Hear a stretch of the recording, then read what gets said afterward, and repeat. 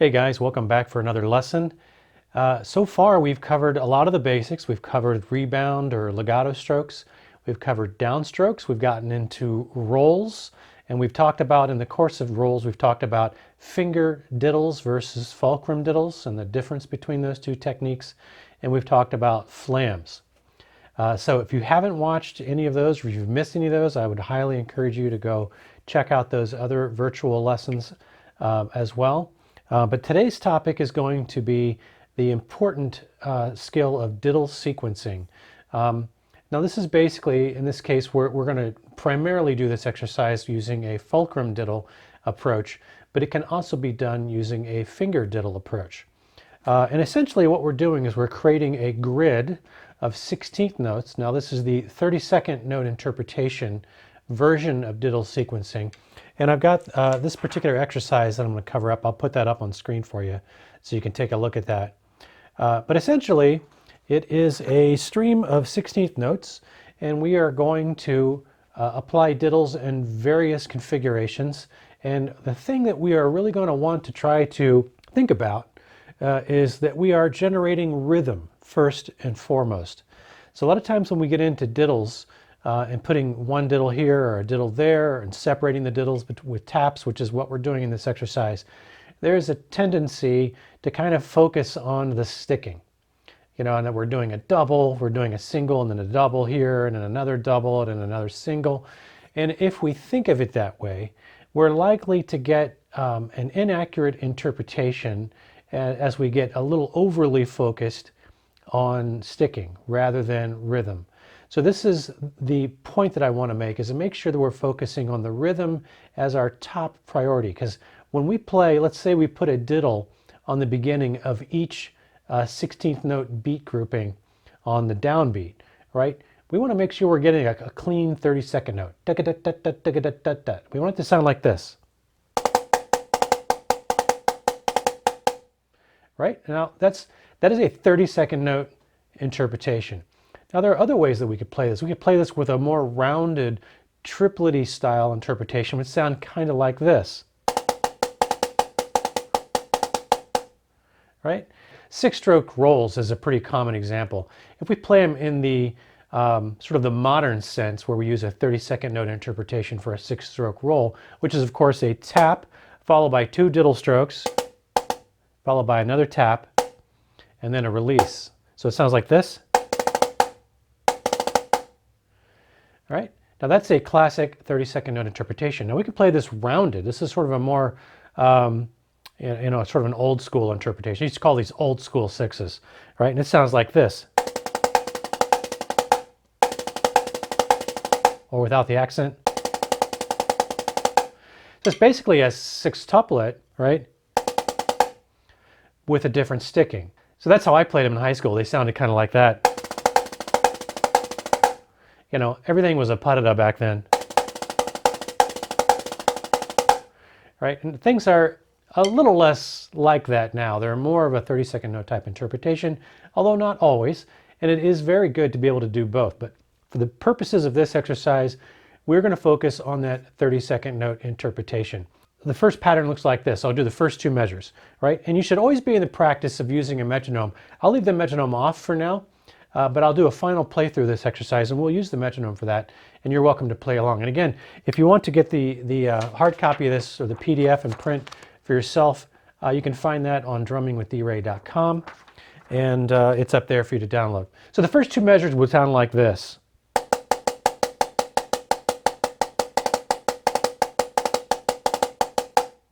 All right. Now, the things I want to point out here, obviously we have a very clean 32nd note interpretation. Now, as I mentioned at the beginning, we're using a fulcrum diddle technique on this rather than finger diddles. If we play this a little bit slower, we're using a finger diddle technique in that case, which is more of a reboundy approach. The fulcrum diddle technique uses more of a downstroke approach because of the nature of that fulcrum diddle. Is kind of a downstroke orientation anyway.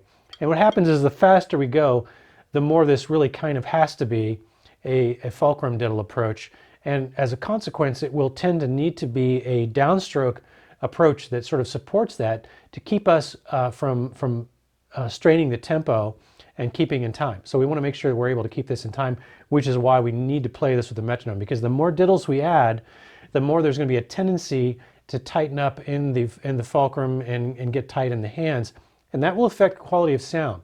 So the faster we go, we'll actually put some arm behind that, and I'll show you some examples of that. But what the arm does is it allows the hand to relax and continue to produce a good quality of sound while allowing the stroke to remain in time, despite the fact that we're adding diddles and making it harder as we go. And one thing I want to point out, be careful that you do not lift the diddle and accent the diddle, because I hear that a lot. I'll see a nice set of 16th notes to start out, nice uniform stick height, and then we add the diddle and all of a sudden, you know, we're accenting and pulsing that diddle.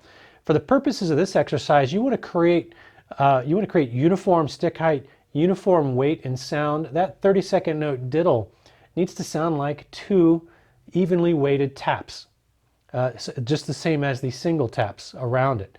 So we don't want any accents anywhere in this exercise. So if we play this at a faster tempo, let's say we bring the height down, everything is going to be down here.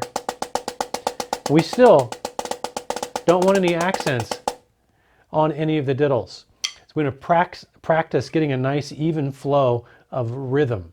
Going back to that original drum beat that I mentioned at the beginning, we want to think of this as creating rhythm rather than whatever the sticking happens to be. So rhythm always is what's at top of mind. All right, so let's talk about each measure. So we talked about in the first half, right, we have the setup, check pattern of 16th notes, and then we add diddles on the downbeats. 1, 2, 3, 4, 1. All right, next measure just adds a second diddle, so we're diddling on 1E. So we're creating basically a 5-stroke pattern. So it looks like this. All right, so next measure has 3 diddles. So this is basically a 7-stroke roll. All right, 1E and then we tap on A. Okay, again, maintaining a nice solid 30-second note. And then the last measure of that first half is just 4 counts of 16th notes. All right, and we end right where we started. All right, now part 2, same thing like I said, we're just going to tap the beginning of the downbeat all the way through until that last measure. We tap the 1 and then roll through the rest of it. But we start adding diddles from E and then filling in the diddles, the rest of the diddles on each one. So 4 counts of check. Here's the second measure of the second half. Right? Dat, dat, dat, dat, dat. Creating that rhythm, right? The next measure is the 6-stroke roll that I mentioned earlier, right? So we're actually diddling the E and the and. 1 E and A.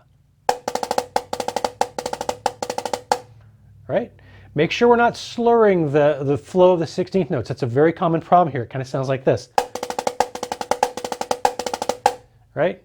It's not quite 6-tuplet. It's not really 30-second note. It's something in between. Very hard to clean that. You got to make sure you're playing a proper 30-second note interpretation. And then the next measure is where we're diddling the E, the and the A, which is basically a tap 7. So we tap the downbeat and diddle the rest. All right. And then the very last measure is just a tap roll for 4 counts. 3, 4, 1. All right. And that's basically it. Now we're going to want to practice this with at different tempos, at different heights. And the faster we practice this, each rep, by the way, should be all the way through. You should play at the same dynamic level, same tempo. For consistency, you need to be able to feel the fatigue as we add more diddles into each measure and be able to maintain the tempo and not allow yourself to drag, which is the natural tendency. Right? And then the faster we go, we're going to be applying a little more arm. So let me give you an example. I'll do a check pattern first of the 4 counts of 16ths, and then I will do a tap 7. All right, so check pattern, tap 7. I'm going to start it, I'm going to do it at 94 beats per minute. And I want you to notice how much arm I am or am not using here.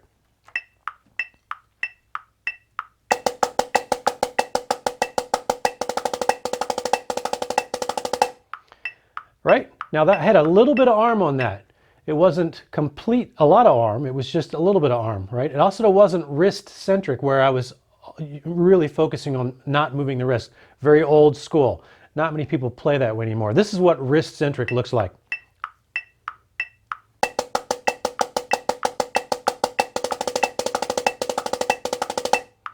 Right? Very difficult to maintain tempo without a whole bunch of tension starting to build up because I'm not allowing the arms to help. Right? Now let's say I need to go faster. So let's take this up to something like 120. Okay? Pretty good clip for something in 16th note format like this. And notice how much more arm that I'm going to have to use.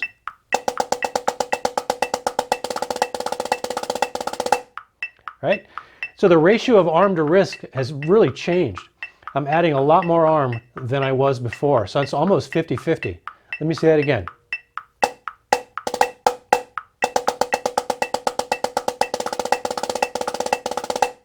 All right? So you're watching that arm content. And that is necessary to help, as I mentioned before, keep the hands relaxed. If I tried to do that wrist only, I would get so much tension in the hand. Undoubtedly, I would strain the tempo.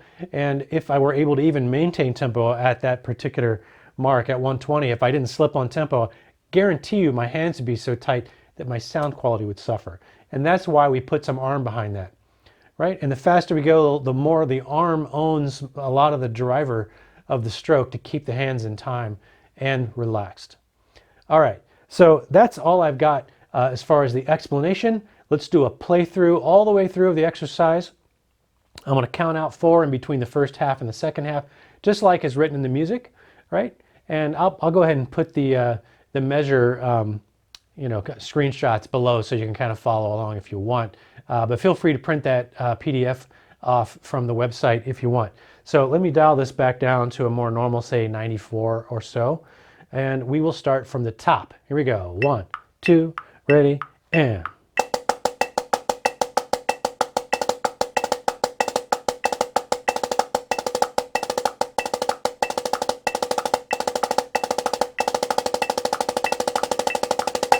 Second half.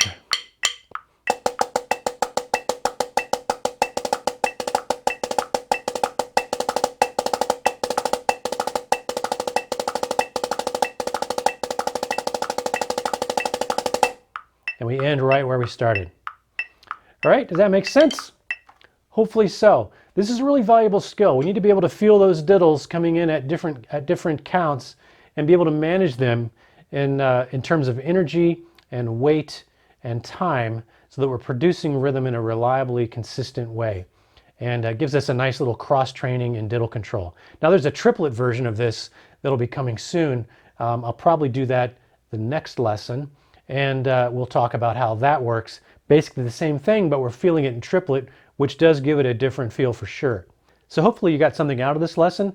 If you liked it and felt it was worthwhile, give us a thumbs up. We'd appreciate that. If you're not subscribed yet, consider subscribing, and you'll be sure, and if you click the little notification bell, get notifications anytime I post additional lessons, which are roughly once a week or so. And we hope to see you in the next one. Now let's go do some drumming.